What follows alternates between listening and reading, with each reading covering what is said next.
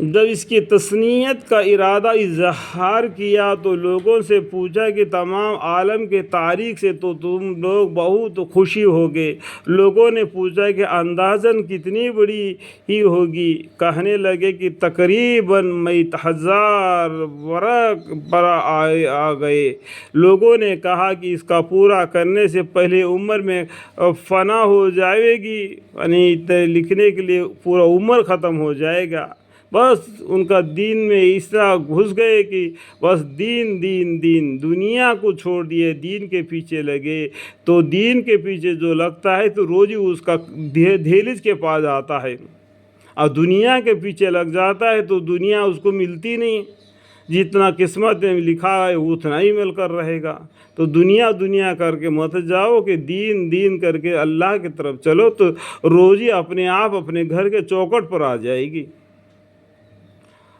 قرآن کریم میں حدیثوں میں لکھا ہوا ہے کہ جو آدمی اللہ کا بن جاتا ہے، اللہ اس کو بغیر باغ کے پھل کھلاتا ہے۔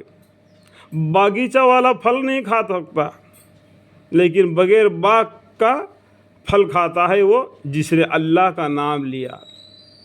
یہ حق ہے۔ کہنے لگے کہ انشاءاللہ ہم ہمتی بست ہو گئی۔ اس کے بعد مختصر کیا اور تقریباً 3,000 ورق پر لکھے۔ اس طرح ان تفسیر کا بھی قصہ ہوا، وہ بھی مشہور ہے، وہ عام طور سے ملتی ہے۔ دیکھو ان بزرگان دین نے اس طریقے سے لکھ کر دین اسلام کو کاغذوں میں ضبط کر کے رکھ دیا، تو آج ہمارے لیے اتنا آسان ہو گیا کہ دین سیکھنا، دین کا معلومات کرنا، وضو کیسا کرنا، نماز کیسا پڑھنا، دین کے اندر کیسا یہ کرنا، وہ کرنا، یہ کرنا، یہ کرنا۔ اور قرآن کریم میں اللہ کا حکم ہے اس طریقے سے کرنا۔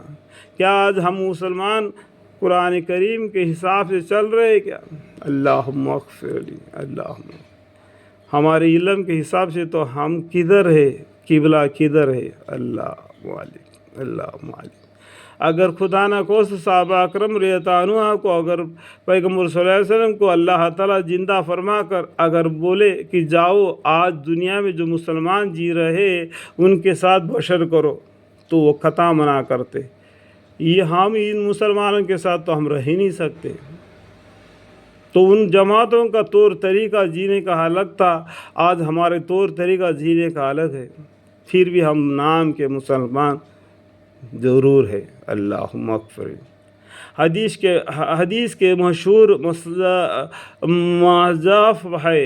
حدیث حاصل کرنے کے لیے بغداد، بصیرہ کو، کوفہ، واسطہ، مصر اور شام کا سفر کیا۔ الحمدللہ۔ دیکھو ایک حدیث اگر معلوم کرنے کے لیے انہوں نے بغداد سفر کیا، بعد میں بصیرہ، اس کے بعد میں کوفہ، بعد میں واسطہ، مصر اور شام، اس طریقے سے سفر کر کے یہ حدیث صحیح ہے کہ نہیں، وہ حدیث صحیح ہے کہ نہیں، یہ پیغمبر کے زمانے میں چلا کیا، اس طریقے سے حق بات کو جمع کیا۔ ہمیں بخاری شریف کو قرآن کے بعد میں پڑھنے کا مرتبہ بخاری شریف کو دیتے ہیں کہ بخاری شریف میں جو لکھا ہوا ہے بالکل حق ہے، اور قرآن حق ہے، کہ میکزیمم ہر مسلمان کو قرآن کا معنی اور قرآن اور بخاری شریف کے 3 حصے ہیں، تو ان کو پڑھنا ضروری ہے۔ الحمدللہ۔ ایک مرتبہ استاذ کی مجلس میں بیٹھے تھے، استاذ پڑھ رہے تھے اور یہ کوئی کتاب نقل کر رہے تھے۔ ایک ساتھی نے اعتراض کیا کہ تم دوسری طرف متوجہ ہو۔ کہنے لگے کہ میری اور تمہاری توجہ میں فرق ہے۔ بتاؤ استاذ نے اب تک کتنی حدیثیں سنائی؟ وہ سوچنے لگے، اور دارقطع رحمۃ اللہ نے کہا کہ شیخ نے 18 حدیثیں سنائی۔ پہلے یہ تھی، دوسری یہ تھی، اسی طرح ترتیب وہاں دراست کی سب ماسند کے سنا دیے۔ حافظ اثر رحمۃ اللہ علیہ ایک محدث ہے، حدیث کے یاد کرنے میں بڑے مستعد تھے۔ ایک مرتبہ حج کو تشریف لے گئے، وہ خراسان کے 2 بڑے استاذ حدیث آئے ہوئے تھے اور حرم شریف میں دونوں علیحدہ علیحدہ درس دے رہے تھے۔ ہر ایک کے پاس پڑھنے والوں کا ایک بڑا مجمع موجود تھا۔ یہ دونوں کے درمیان میں بیٹھ گئے اور دونوں کے حدیث ایک ہی وقت میں لکھ ڈالے۔ عبداللہ بن مبارک رحمۃ اللہ مشہور محدثین ہیں۔ حدیث حاصل کرنے میں ان کی محنت مشہور ہے۔ خود کہتے ہیں کہ میں نے 4000 استادوں سے حدیث حاصل کی ہے۔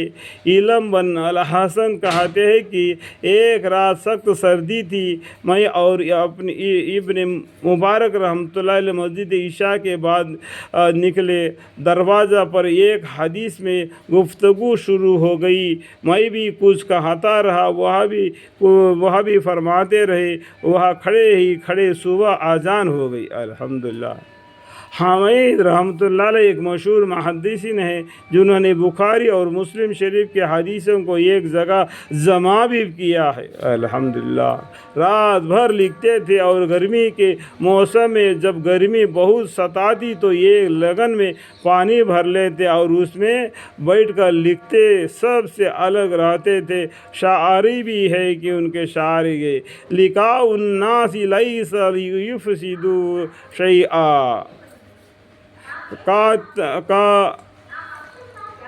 فَأَقْلِلْ مِنْ لِقَاءِ النَّاسِ إِلَّا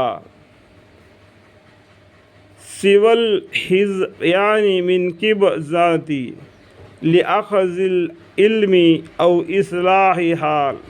ترجمہ: لوگوں کو ملاقات کچھ فائدہ نہیں دیتی بجز قیل وقال کے بکواس کے، اس لیے لوگوں کو ملاقات کم کر بجز اس کے علم حاصل کرنے کے واسطے استاد سے یا اصلاح نفس کے واسطے کسی شیخ سے ملاقات ہو۔ امام طبرانی رحمۃ اللہ علیہ مشہور محدث ہے، بہت سے تصانیف فرمائی ہے کہ کسی نے ان کے کثرت کے تصانیف کو دیکھ کر پوچھا کہ کسی طرح لکھے، کہنے لگا کہ 30 برس پورے پر گزر دیے، یعنی رات دن